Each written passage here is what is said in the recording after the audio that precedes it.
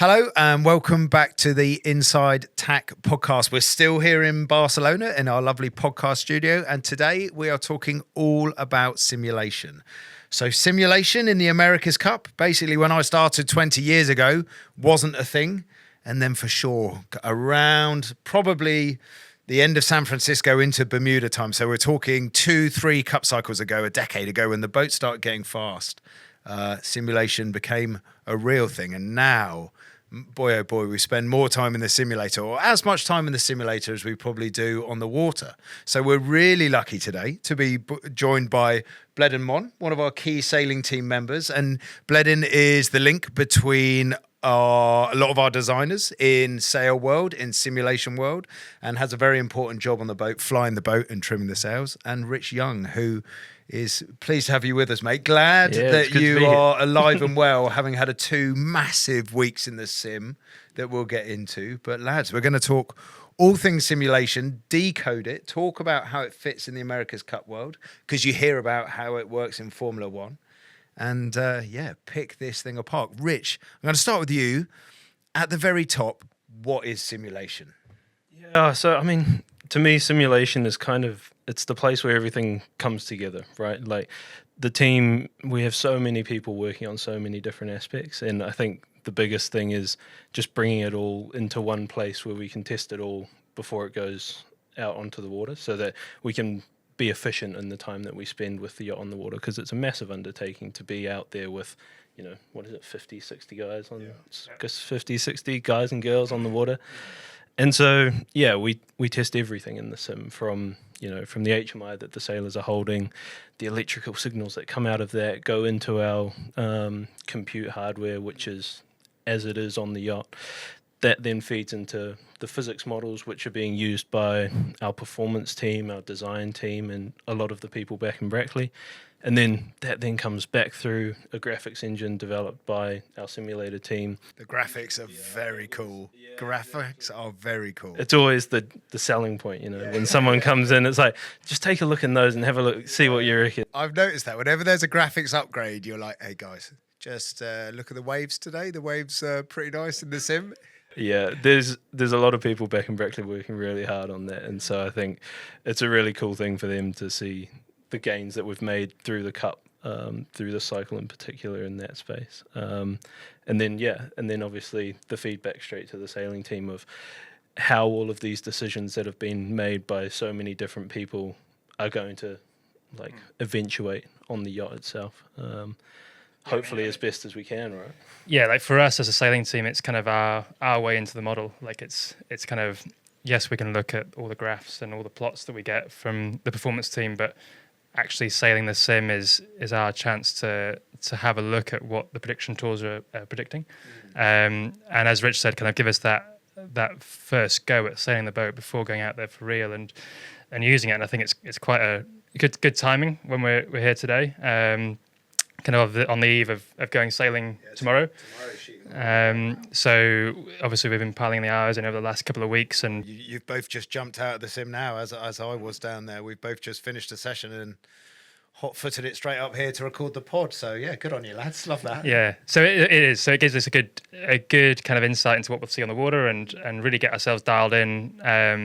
Kind of as a crew as well, like as a crew of sailors, kind of communications techniques for manoeuvres.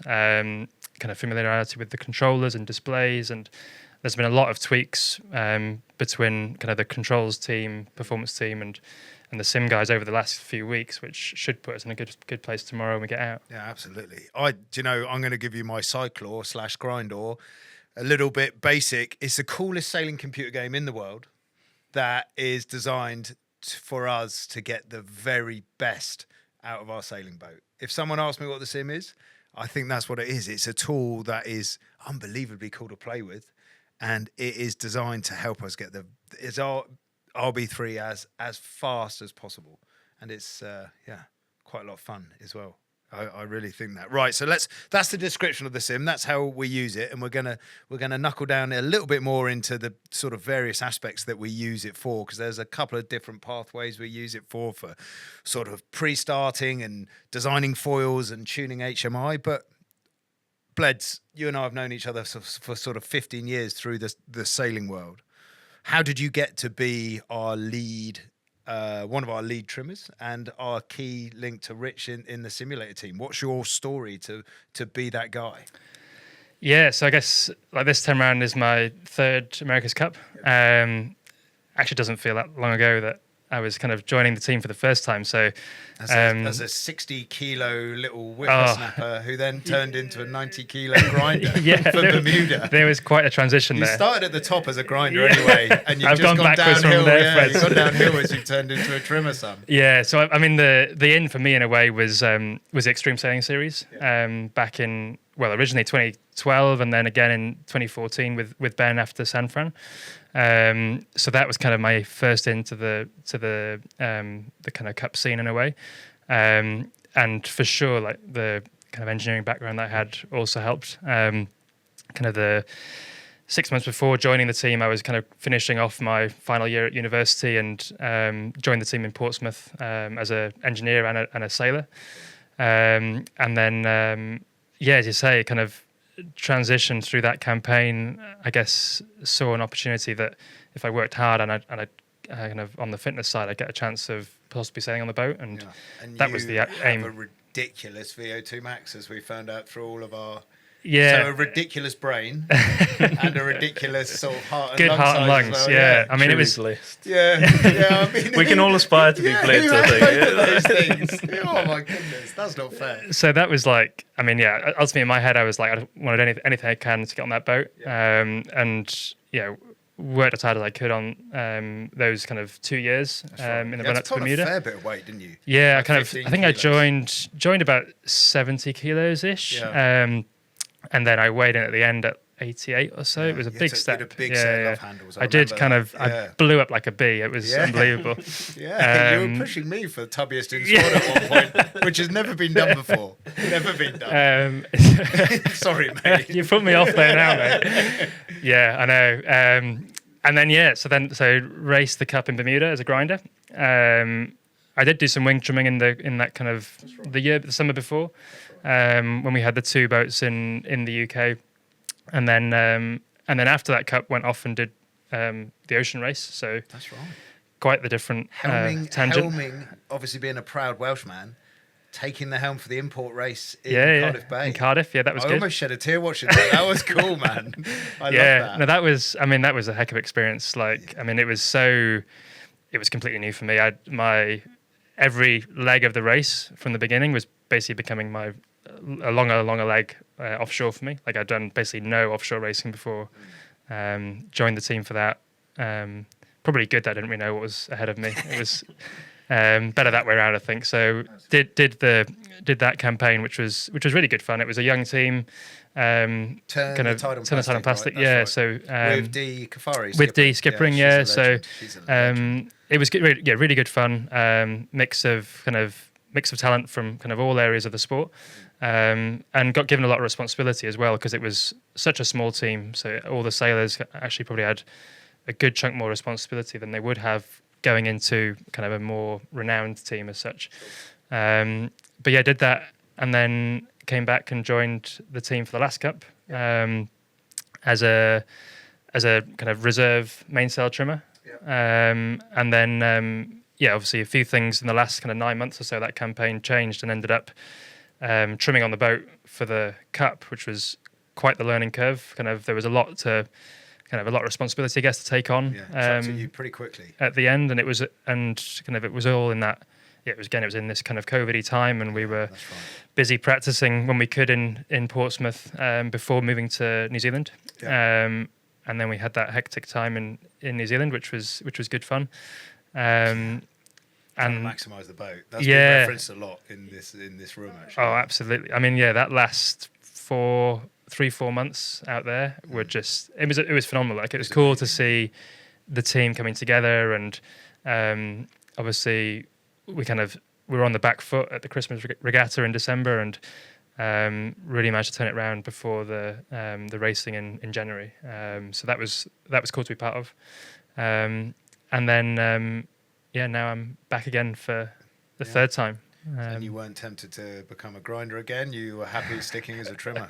I think my grinding or cycling days are gone, mate. You've seen my legs. I've seen your legs. They are. My 9-year-old son, who's got bigger legs than those legs, I'm afraid. So, yeah. And all along, throughout, though, and we'll come back to this once we've spoken to Rich about his journey, all of those cups you've been like one of our sim leads from the sailing side. But as I said, we'll come back to that and how that's changed. And Rich, here you are, Rich young by name, young by nature. Like, you're one of those guys that I walk through and you're in a very senior position in the team and it looks like you're fresh out of high school, mate. So talk me through that. Doesn't feel like it. Yeah, well, you are. You definitely are. Starting to arrive in the grey hair area these days. That's the nature of the America's Cup. Yeah, well, I definitely didn't have them when I started, that's for exactly. sure. But yeah, I mean, engineering and maths, physics and all the sciences were really big for me in high school. So it makes sense that I've ended up down this path. But initially, I always really wanted to be a doctor. Like all through my final years of high school, I was like, yeah, I want to be a doctor. It's going to be perfect. I'm going to make heaps of money, save lives. You know how it is. And then I won this thing, which meant that I got to do like an anatomy course at a university for a week. So basically, like in my final year of high school, you go to the university, you stay there, live as a student for a week. And so, yeah, I got to do that, and that was a really cool experience. But second to last day of that, we got to do the dissection part of the anatomy course. I wouldn't go so well with this bit, I don't think. I'm well renowned.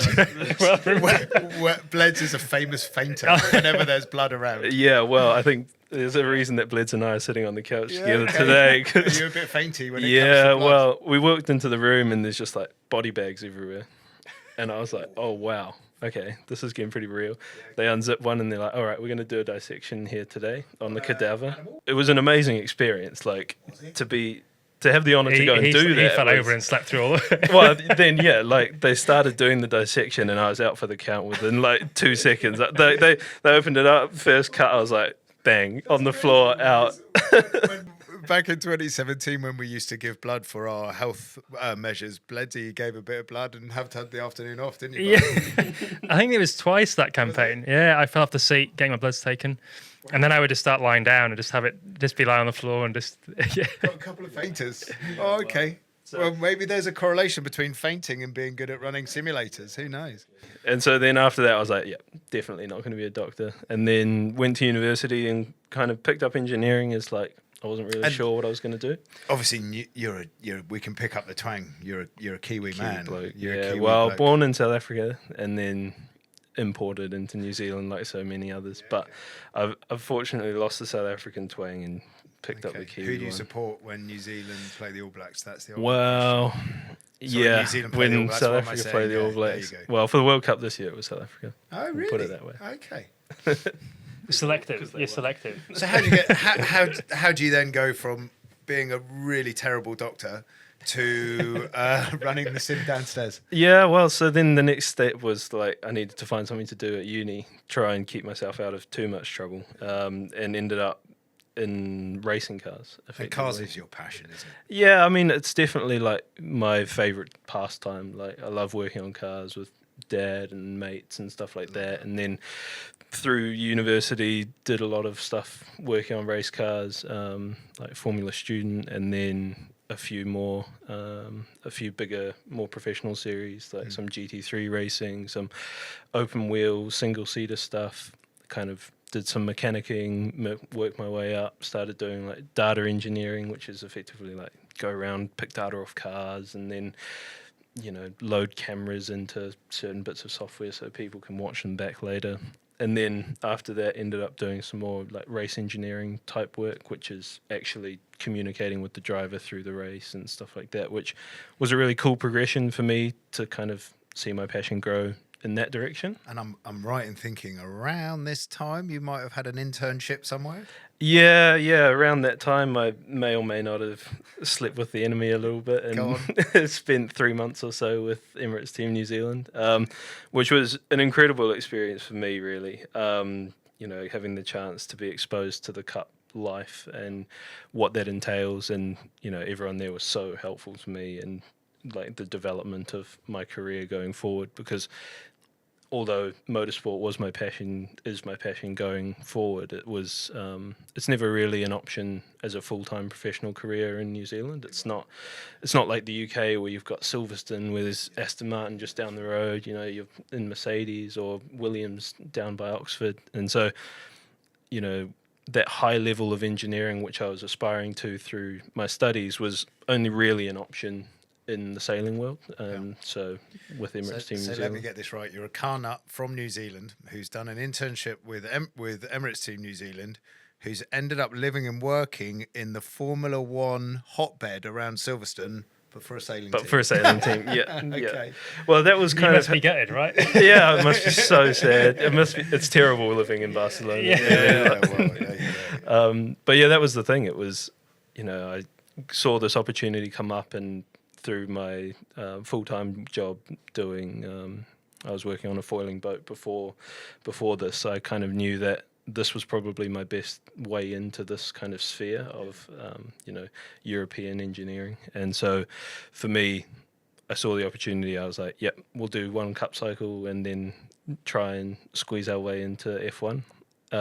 Now that I've done this and we're like 6 months away from the cup, yeah, I've fallen in love with the cup. It's just totally... I mean, I've never worked in Formula One, so maybe it's an itch I'll still want to scratch at some point. But for me at the moment, I definitely feel at home here, and it's bloody excited for the cup this time round, and we'll see what goes on next time as well. And how is your expectation of what the cup would be? Like, kind of coming... I guess you'd had experience with Team New Zealand, but like, kind of joining the team, what were you expecting, and what's different? It's a really hard question. I think when I was working for ETNZ, I still had this focus in the back of my mind the whole time of like, at some point I want to work in Formula One. I really enjoyed my time there, but when I was there, I didn't really see myself continuing on. And so I think that shaped me a little bit in terms of what to expect. But because it was so early on in the cycle and I was in quite a specific little intern role, really, like I didn't really have much responsibility. It was kind of go away and do this one little project. I was really impressed with the level that project was taking me and the journey that I went on through that. But I think I wasn't really exposed to, what the cup really is and, how hard people work to be here and what that entails. And so I think for me, the biggest thing is just the exposure to the sailing community. Like, I knew that sailing was big, but I never really understood, the depth of the sailing world. Like, obviously you've talked about your round the world, your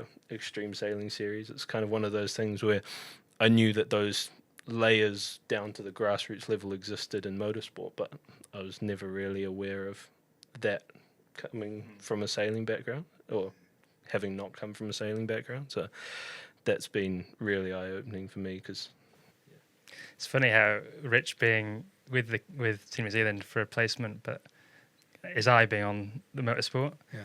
And I did a placement at university with... Now, you were with the enemy. With the other enemy. So you're both fainters. And Rich, you've worked with Team New Zealand, and Bled, you've worked with... With Red Bull, yeah. Oh, my goodness. I don't think we should let Ainsley hear this. You both might be out the door. So, yeah, it was kind of interesting because, like, I was there for a placement, well, for, like, it was basically a year placement with the aerodynamics team at Red Bull. And... But again, it was an unbelievable experience and great to kind of be part of like another kind of highly competitive sports team. Everybody's obviously very driven for week in, week out for making improvements on the car. But again, knowing that my passion was in sport, so it was like, this is really cool and really interesting. But actually, and it was the time of the Cup going on in San Francisco and everything, and it was like, but that's actually what I want to be doing. So you've flip-flop. Yeah, exactly. And ended up in sailing. So but he hasn't got out yet.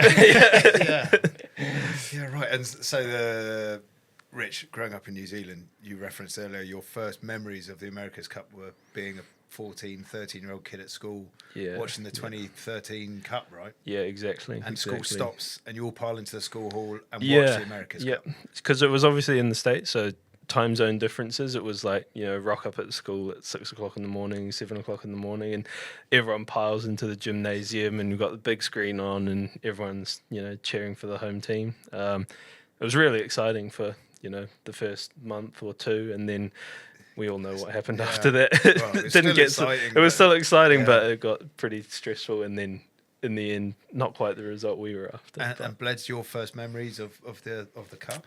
I mean, I do remember my dad watching like the cup in Valencia, but not necessarily having that much interest in it, to be honest.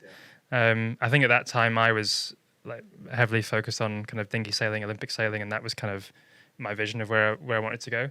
But it wasn't until that cup in San Fran that I was like, flip, that is cool, and that is what I want to be doing. You're both so amazingly similar. It's crazy, isn't it? It is crazy. But I think that was definitely, it was a step change there, right? In the way that the cup sailing had gone, and it's like I feel very fortunate in the terms of the timing. Like you look back and you think, flip it, like if that hadn't happened, then perhaps the opportunity wouldn't come up to get involved. And there's a lot of kind of opening doors for sure. Absolutely. Well, that 2013 Cup. I was with Luna Rossa, the Italian Challenge, and we had just got foiling. We're on the big catamarans sailing around San Francisco. We had deck mock-ups, we had mock-up HMIs, but us specifically with that team back then didn't have simulation. So what's that? That's 11 years ago. We didn't have simulation. We then moved into the Bermuda Cup.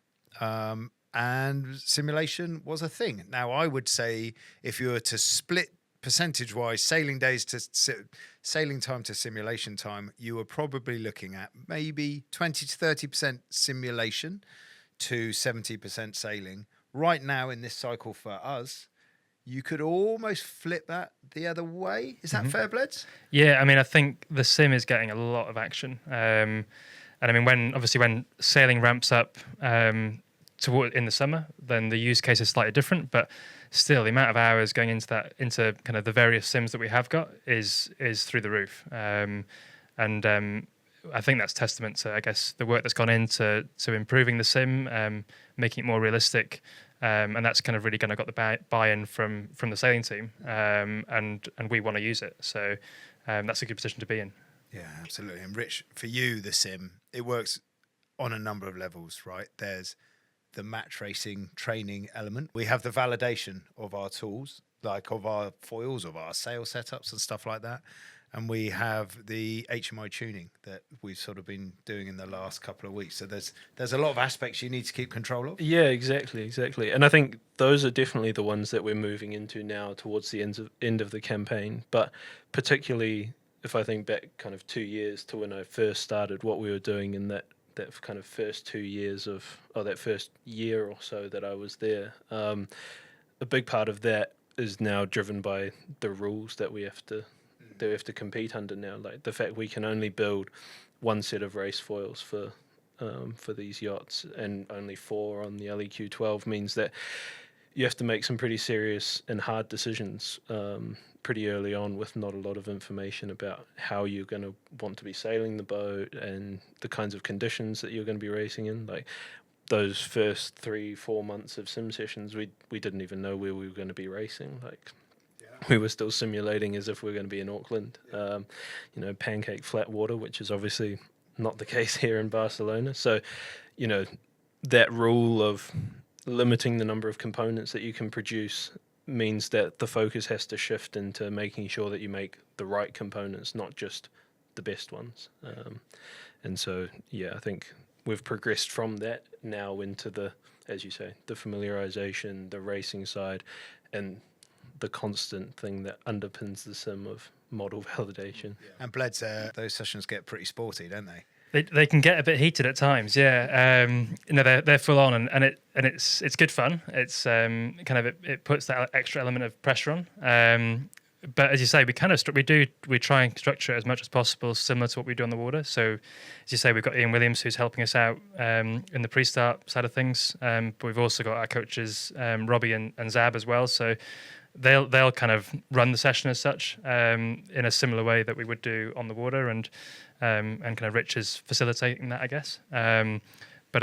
It's a great chance for us to kind of as sailors to put ourselves under that extra little bit of pressure to make sure that we can pull off our manoeuvres and the techniques that we have when there's another boat there that's kind of on our tail, right? Kind of, I guess, putting the pressure on, but without the element of risk. And that's the nice thing about it as well, is that we can try things in the sim which in reality you might not want to try.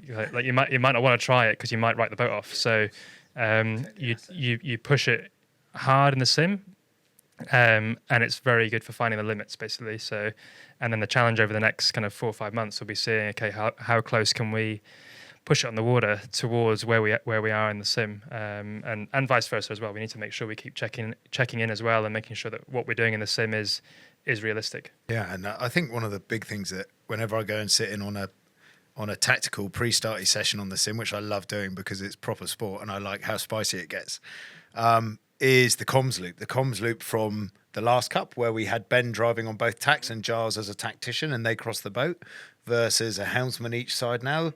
Like developing that comms loop before we go racing on this big bus is really invaluable down there. Yeah, I mean it's a huge challenge now with these boats. Kind of visually, how you're impaired on one tack versus the other.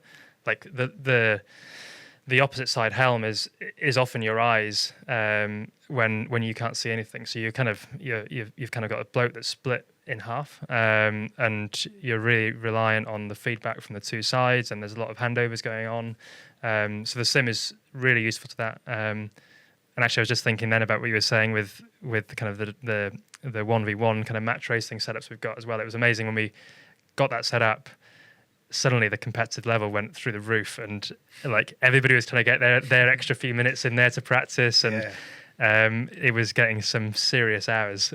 Yeah, well, that's great. That's exactly kind of what it's for, right? It's a proper solid bit of kit. And Rich, we've talked you up. You are kind of sim boss, but you have a good amount of legends working with you to keep that thing ticking over. Oh, for sure. Like I'm kind of, I guess, the face of it down here, kind of on the coal face. Yeah, on the front line. There's a lot of copy that. Really, you don't try not to get too involved on all of the feedback, but there's a lot of guys and girls back in Brackley who are feeding into it. As I say, there's particularly now with the level that the sim is at, there's so many different components feeding in from so many different areas of the team that there's no way that we could do it without the support of the team around us, not just from within the sim team, but also the buy-in. It's basically like operating the boat, right? It's essentially the same. It's the same bandwidth in a way to operate the sim as the boat. Yeah, minus all the hardware niggles. And I'm right in thinking I don't think we're giving too much away here, where we are programming stuff in the sim that basically transfers straight onto the boat, and that's how we'll sail the boat. You then, Bledge, you might go sailing for the day, come back to Rich, say, I think we should try this, this, and this. We test it in the sim. If it works, we can log that onto the boat. That's the world we live in, right? Yeah, absolutely. I think the sim at the minute is kind of one of the pieces of the chain particularly for the controls team and the software groups as well, for kind of developing their code, checking their code, making sure it's all working correctly in that environment before they go and push it to the yacht. I mean, the time on the water is limited, and we'll always want to be maximizing it. So any time we can save by having pre-checked things on the sim, make sure that it's working absolutely right, will be a massive win out there on the water. Yeah, absolutely. And Rich, I get a little bit nervous when I get a phone update to do overnight. I normally mess it up and lose all my photos and that kind of stuff. Just how much are you updating the sim downstairs? It's like an hourly update, right? With new information coming in. Yeah, exactly. Like, as Liz was saying, particularly with the controls group at the moment, and also, as you say, software and the performance and simulation, the performance team as well.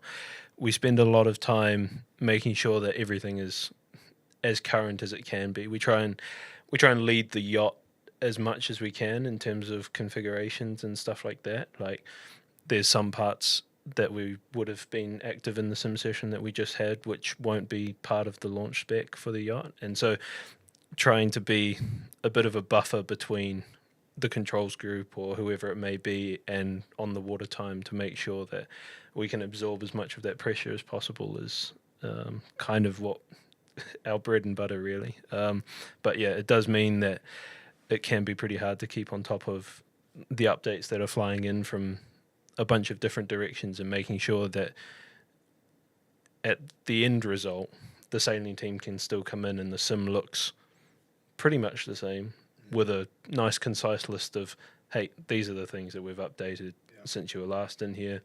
Any feedback on those would be awesome. But I think it's at times it can go slightly unnoticed of like how much, juggling goes on from myself and all of the people who are involved in the sim to make sure that all of those individual components don't break the myriad of other things that are going on in the background. I think it does. It definitely doesn't go unnoticed to me, because when I would come in to go to the gym at 7 a.m. in the last 2 weeks, and you were leaving the sim room because you'd done a close on a 24-hour shift to make sure it worked. Yeah, we try and avoid those where possible, but sometimes Rich can't help himself. Rich loves it.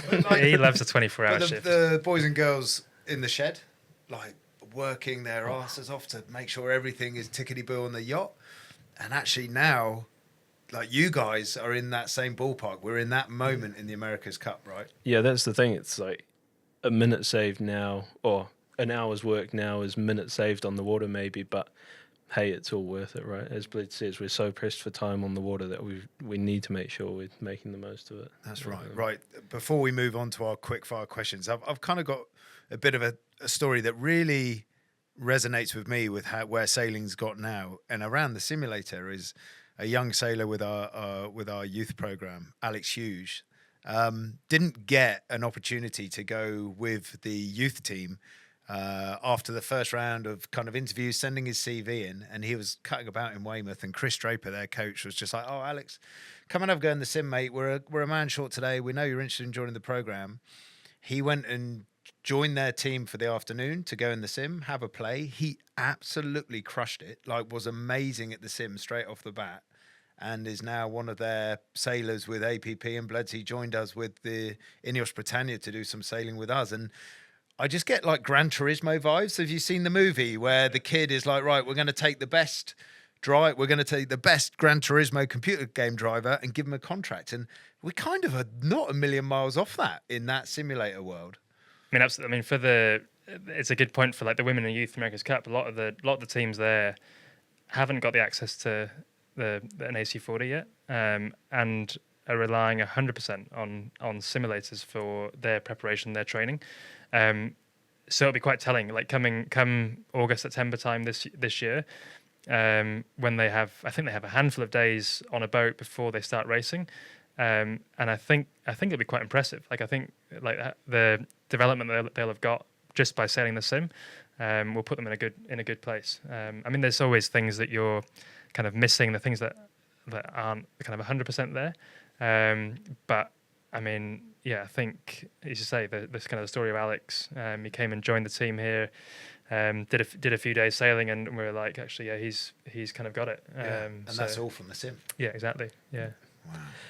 Yeah, I think the best part, or the best thing that I see when I watch you guys in sim sessions is, and what I hope that the sim can give to you guys is like, what impresses me is just the rate at which you take in information. So obviously on the water, there's a lot more going on. Like in the sim, you've only really got visual cues and a few other things.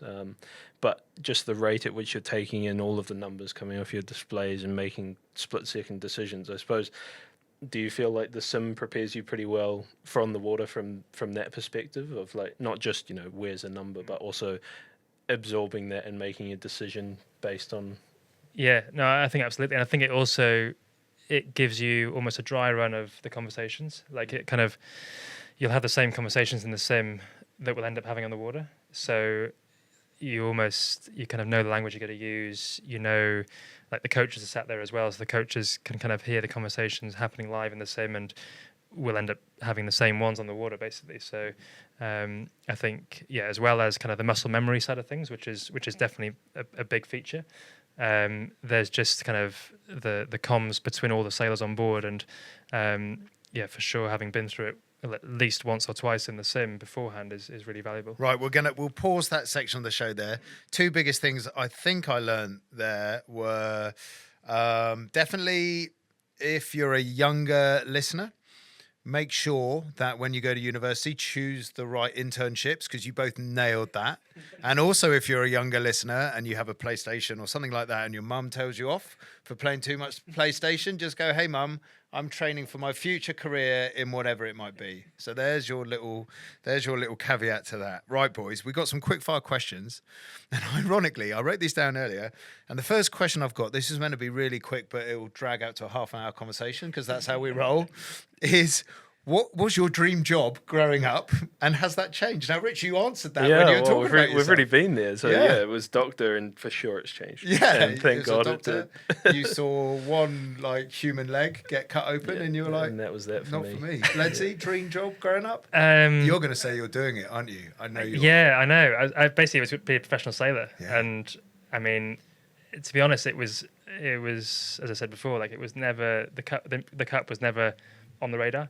But as soon as it was that, and it's cool. I mean, it gets to go sailing these boats day in, day out, and be around a great team and everything like that. So It just is all encompassing, isn't it? As soon as you're in, as soon as you've scratched the surface on being an America's Cup person or a fan or whatever it might be, that's all it is. It's addictive. It is so It's addictive. so addictive. Rich isn't getting it out now. I'm never leaving. You're never leaving, There mate. you go. You think you're a car guy. Yeah. You ain't a car guy. You're a boat guy now, buddy. You can sign your contract And now. that- Yeah. In a seamless way, here we go. My next question. You've won the lottery. Let's say you've won 10 million English pounds. And you're going to use that to have a bit of fun with, Rich. You buying a boat or a car? Or I think I'd still have to buy a car. Is it? What car? Well, to be honest, I think I'd just go for something really boring, like one of those little caterhams. Have you seen them? Yeah, yeah. They're like a little okay. open wheel thing, That's like not boring. two-seater. Yeah. No, there's a racing series Don't in you the build UK. those, aren't they like a kit Yeah, car thing? exactly. So you can Where's you the buy fun in them, that? Surely you build want it, finished. and then you go and race it. Like it'll be That's amazing. not fun at Oh, all. When I buy a car, I want it to work. I don't want to build it. But yeah, I definitely wouldn't buy a yacht. I think that would be a terrible waste of money. I tried dinghy sailing at the. We did Bart's, we had a family day, Bart's yeah, at Bash, Bart's Bash, yeah. in, How'd you go? Just All south right? of Reading. Oh, terrible. Really? Yeah. Were you better than our cyclors? Oh no, Okay. I definitely wasn't. Okay. I got paired up with Johannes, and we were okay. sailing around, and he sailed around for a little bit, and it was all good. And he's like, Richard, here you go. Did Johannes' Rope and a stick. Rope and a stick. It's not that hard, Did mate. You'll be Johannes' all right. dreadlocks get stuck in the turning blocks? No, it wasn't that bad, but he was sitting up the front, and then I got confused as whether I need to pull one and let go of the other. I didn't know what was going on. We went over, Yeah. capsized, Yeah. boat comes up again, and Johannes is like, "Where's my tobacco?" Oh, really? Johannes, just to paint the picture, Johannes is one of our key foil designers. He's not a cycler. He's definitely not a cyclor. He's definitely not a cyclor. And plenty for you. You buying a boat or a car? I'm buying a boat, Okay. but I think You're gonna moor it in Anglesey? Everybody that knows me, it'll be a very tame boat, nothing too. Yeah. I don't Something. want to spend too much money on it. No, you are right. You'd spend like $5,000 on the boat and invest the rest of the money, and you'd have Exactly. it on a mooring in Anglesey, Yeah, the yeah, Prince of Anglesey. Yeah. Yeah, that'll be me. Yeah, okay. Boat. Wow, okay. So you're building your own car, which is a rubbish idea. And Bledsy's spending about $5,000 on something On he a can cheap hang boat. on a cheap boat. That's so uninspiring, lads. Oh dear, oh dear. Right, you're a superhero now. What's your superpower? Flying. Yeah, that'd be all right. Yeah. Oh, that was gonna be mine. I've Was got to it? choose You can another both one. fly. Yeah. You Nah. can't. You fly, Bleds. You fly over the water on a boat. Yeah, You can't- Yeah, you already fly. Yeah, choose another one. I think, yeah, for me, flying, yeah. Invisibility, I reckon, would be pretty cool. Yeah, Just, We can just do that. blend in. Just Just blend blend in. in, okay. Yeah, you're getting some cool places, I reckon. Yeah, exactly. Go and see a lot of sport. I Yeah. would anyway. To be fair, I mean, a high-vis vest is pretty much invisibility, right? Like, you put on a high-vis vest, you can get in anywhere. Yeah, that's true. You look official. Yeah, exactly. Maybe we should actually do that to go and look around the other team's bases. Just buy a bit of team kit, put on a high vis vest. Yeah. Go and have a little snoop around. That's not a bad idea, Rich. We'll take that offline and run it past the Hevs, I reckon. Lads, campaign update date. Bled, you've said already we're going sailing tomorrow. Yeah. Yeah. Yeah. It's exciting times. Yeah, I know it's something we've been waiting on for a little while, and I think the whole team has obviously put a lot of effort in to get to where we are now. Kind of obviously in the UK and out here, and as you said before, like the shore guys here and guys and girls have been absolutely flogging themselves for the last month at least, and it'll be good to get the boat out there tomorrow and shoot it on and see what she can do. Yeah, absolutely. And Rich, what does simulation world look like once that kind of shift in sailing versus simulator looks like in your world, do you think? Yeah, I mean, I'm really excited to see the yacht go sailing, not just from the point of view of, it's something that so many people have worked so hard for, but also, finally we're going to get to see whether everything that we've done up till now has been correct. Now, when you say you're excited, we had an all-team meeting earlier where 180 people dial into this phone call. I knew this was and all the powers that be talk about through their areas, which is great. And we ended the meeting with a little video clip of you, Rich, that when RB3 hit the water for the first time, you were caught on CCTV camera, giving it a little jig of joy. Yeah. You were so happy. I really was. I think yes. At that it point, might be a thing now, right? Yeah. Every time we dock out, we have to have Rich there. Someone's got to do it. Someone's got to do a jig of joy. Yeah, I think at that point I'd been awake for about 36 hours and I was just really I was like, thank goodness that's gone. It's time to go have a nap.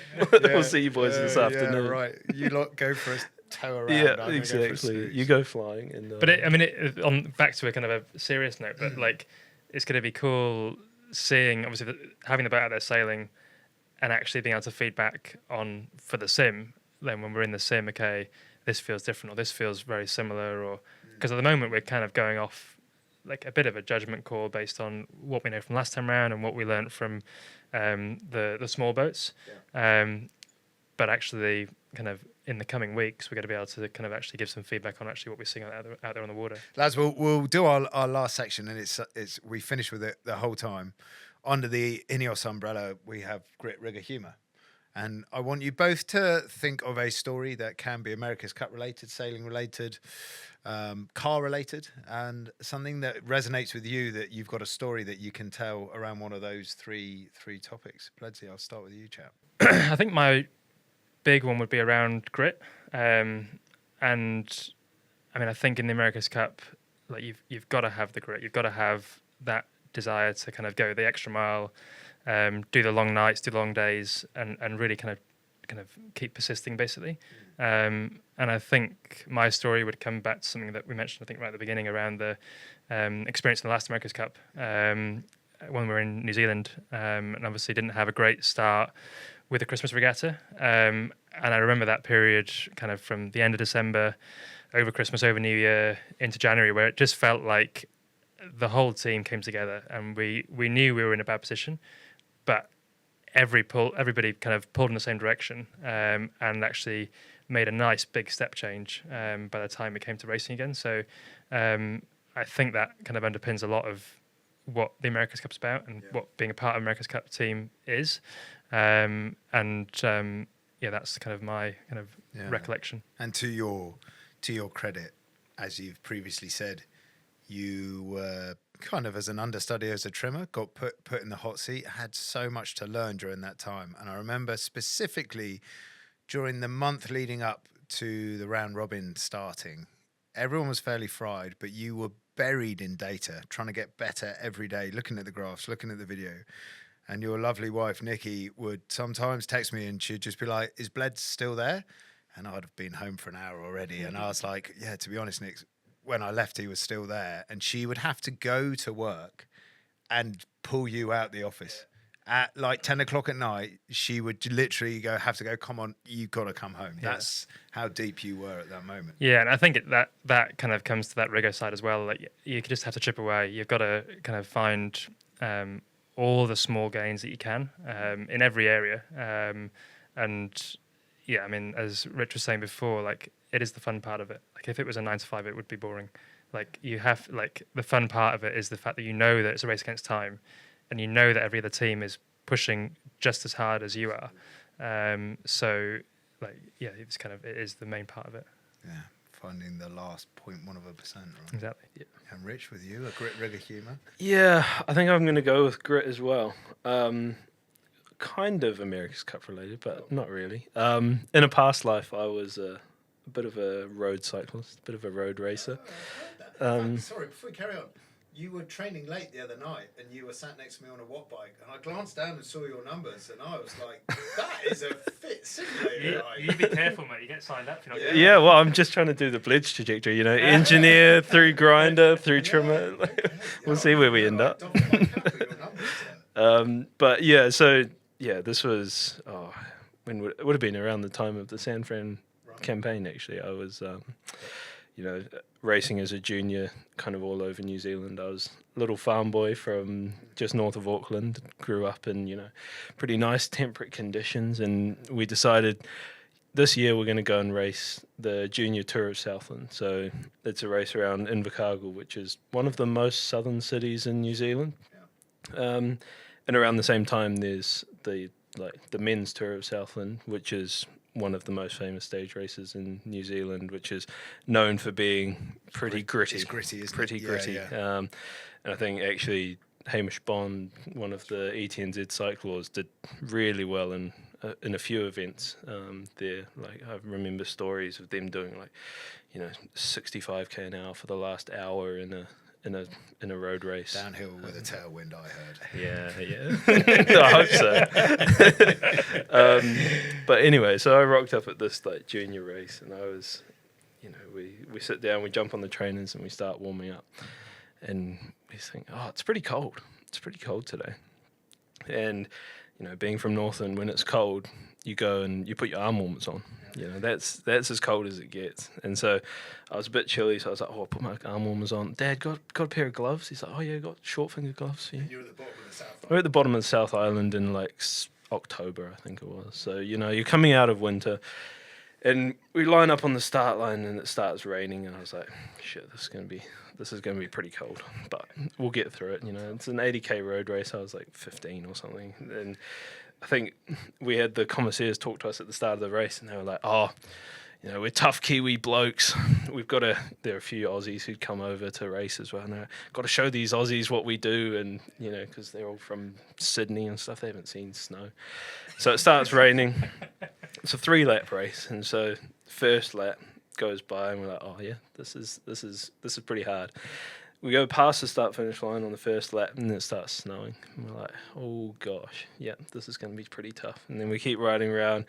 Just before the end of the second lap, I go down to grab my drink bottle, take a swig, frozen.